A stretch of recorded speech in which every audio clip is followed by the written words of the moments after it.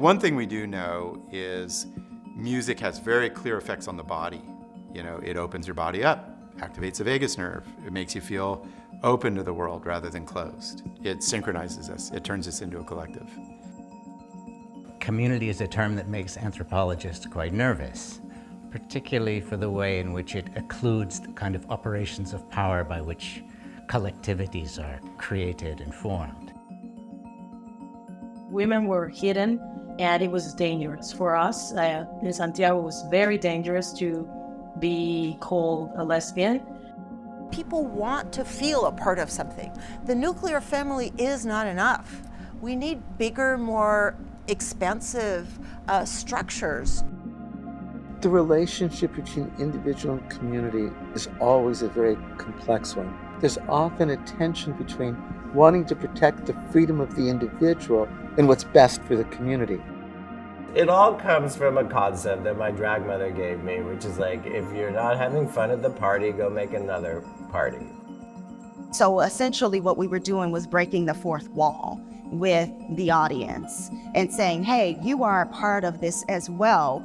If I'm examining and if I'm unpacking, then let's ask these questions of you, because at the end of the day, we're trying to lift up everyone's humanity.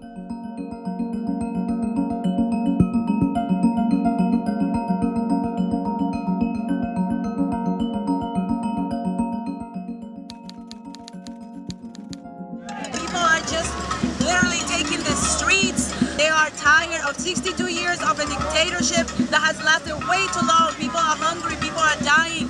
People got tired finally and woke up. We are supporting them from all over the world. Cubans in New York, Cubans in Miami, Cubans all over the world are supporting them because the government actually cut off internet for a few hours, so we didn't know what was happening.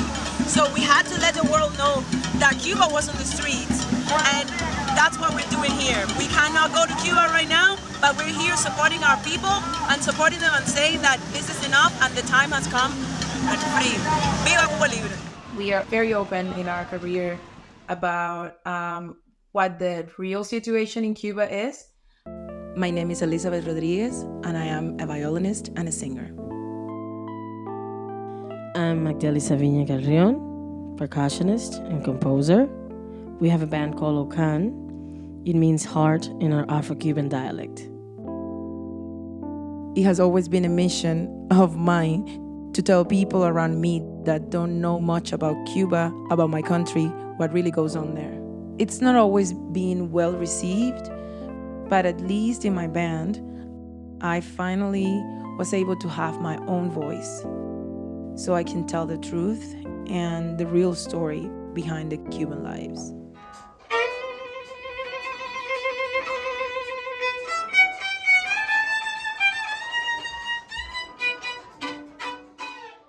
In November of 2019, Ann Coulter came to speak on the Berkeley campus. Some who went to hear her were assaulted. They were punched and shoved, water was thrown at them, they were spit at. I remember then issuing a statement within the law school saying that all ideas and views can be expressed on campus. If you don't like a speaker, a peaceful protest is appropriate. If you don't like a speaker, invite your own speaker. But it's inappropriate to punch, shove, spit at those who are going to hear a speaker. I got substantial pushback from some of the students.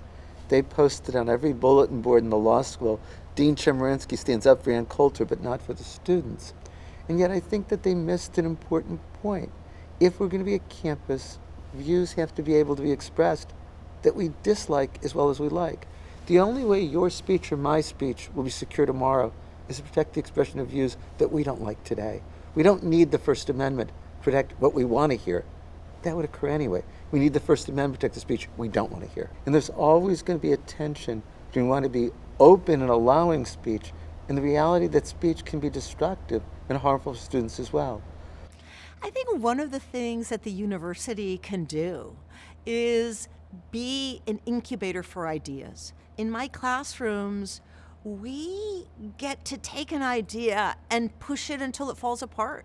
And so very often, those are the places where we think about the tensions between individual and community, where we think about what it means to negotiate different, sometimes conflicting needs live and in person, right? In a space.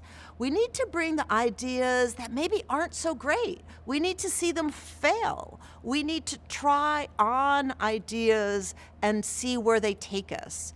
I think the idea of being intellectually curious about the world, reading promiscuously.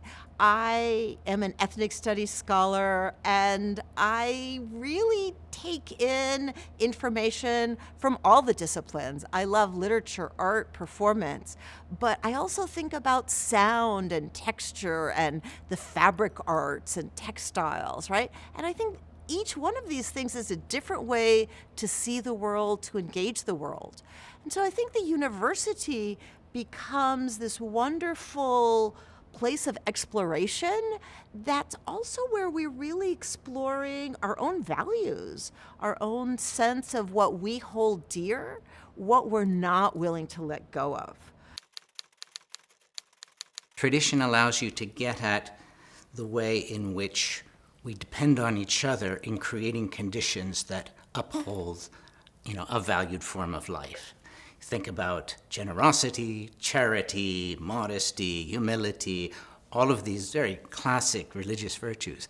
Those are ones that sustain relationships, right? And create positive conditions of relationship by which people craft, a valued and sustained form of life. So by highlighting tradition, it focuses on the ongoing project of securing the interdependencies by which our lives are held together, and therefore by which our communities are created and sustained. Oh, where we're going, we are going to a journey. I told you to trust me, you don't have to believe, but you need to know me. I was on a journey, release your bro, let it go. Open your scalp, your follicles, your mind, leave it behind. Braids, afro, wash it, go, let it flow. I don't know, trust me, ooh la la. What you say, nah, God, the routines, what you know about that. We are opening the door for other folks to also see their experiences reflected or find a connection in some way that ties everything together. So seeing the individual as a reflection of the community and vice versa, the community as a whole also reflects on the individual, those things being connected. We gonna put in those truths from our ancestors. We gonna do the hard work of understanding and undoing racism. And we gonna fold in the sweet spirit of change.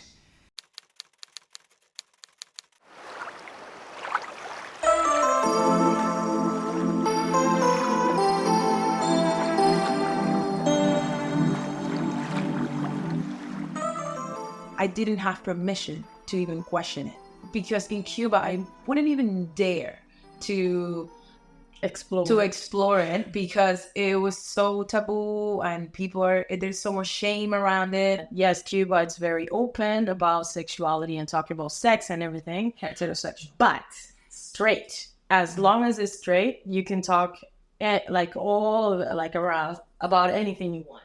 But gay, forget it. And the only people growing up that I saw that were allowed to perform their sexuality were men. There's always a tension between liberty and equality. Any law that prohibits discrimination limits the freedom of people to discriminate. But our society for decades has made the choice that it's more important to stop discrimination than protect freedom to discriminate. This is the first time in history the Supreme Court has ever said there's a First Amendment right to discriminate in violation of anti-discrimination laws. And it's not just going to be about gay and lesbian individuals.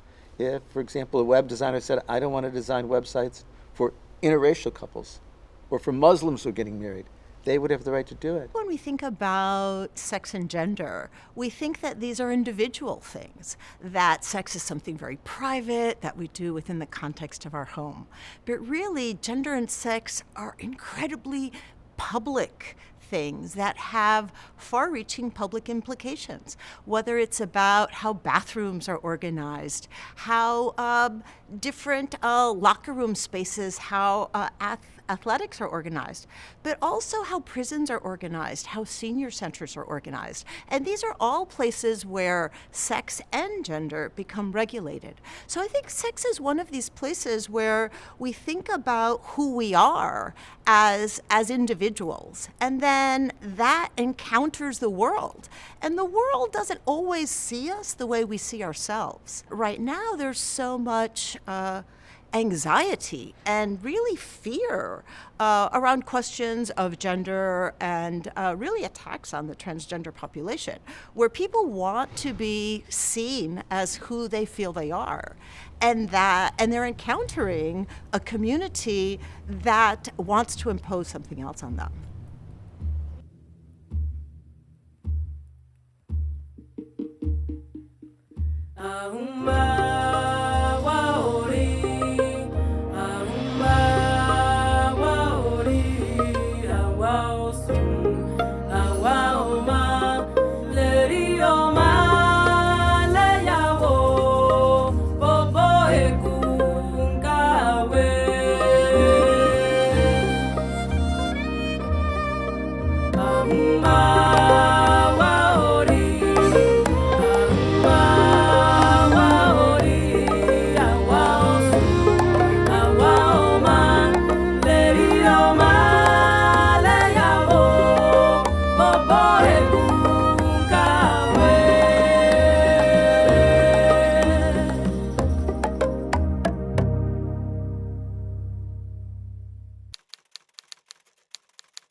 It's so funny as a scientist to study awe, right? Because we start with these definitions that do some injustice to the phenomenon, but then we study the thing based on the definition. And awe is the hardest thing to define of anything I've ever studied. You know, we surveyed 26 countries.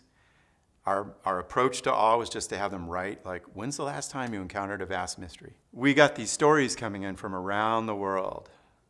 They started telling stories of music, right? And, you know, listening to a choir in a candlelit cathedral, you know, in Europe, singing in a choir in another country, listening to an Indian raga, dancing to music, you know, music in Brazil. It was everywhere. And the structure of the story felt the same, which was like, wow, there's something about this experience. I get goosebumps, I tear up, I feel connected to other people around me. I feel awe. And then, you know, as a psychologist, I'm always interested in how does that work? And, you know, I mean, we're so far from really understanding how you produce these sounds, they hit your ear, they go through your brain, and next thing you know, you're transported. The obvious idea, but it took psychologists a while to get to, is it synchronizes us. It turns us into a collective. We start moving together. There's studies showing our brain patterns start synchronizing. Next thing you know, like, the boundaries start to dissolve, and you're like, man, we're all part of this. And we were together, and we were together, and we were together,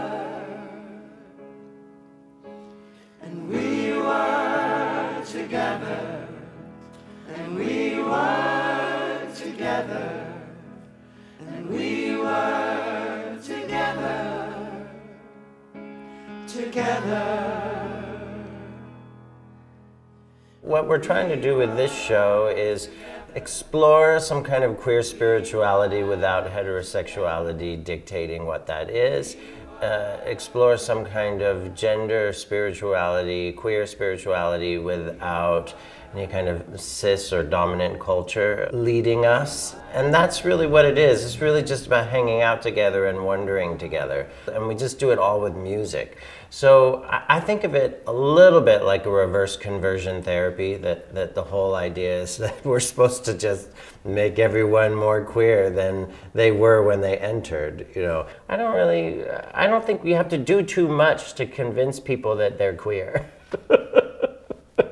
Or to invite them into a experience that is queer, because they already are. So sometimes it feels to me that when people ask me to, how can I make this show universal, that what they're saying is you're too odd for everyone, you know. So please help us sell tickets to straight people. And I just, you know, I make work for queer people, and if the straight people want to come, please do. We will make you queer by the end of the evening. And we don't really even do it. You do it. You do all the work yourself. All we do is sing songs. You know, when I ask people, tell me a time when music, you know, told you about what life means, you know, there'll be one person who'll say, oh, I was at a Garth Brooks concert, you know, and it just, like, I started weeping about my life. And then another person will say, like, God, I saw, you know, this piece of classical music and I thought about who I am. And that's, I feel like that's one of the great mysteries that may never be solved, is how it helps us discover who we are.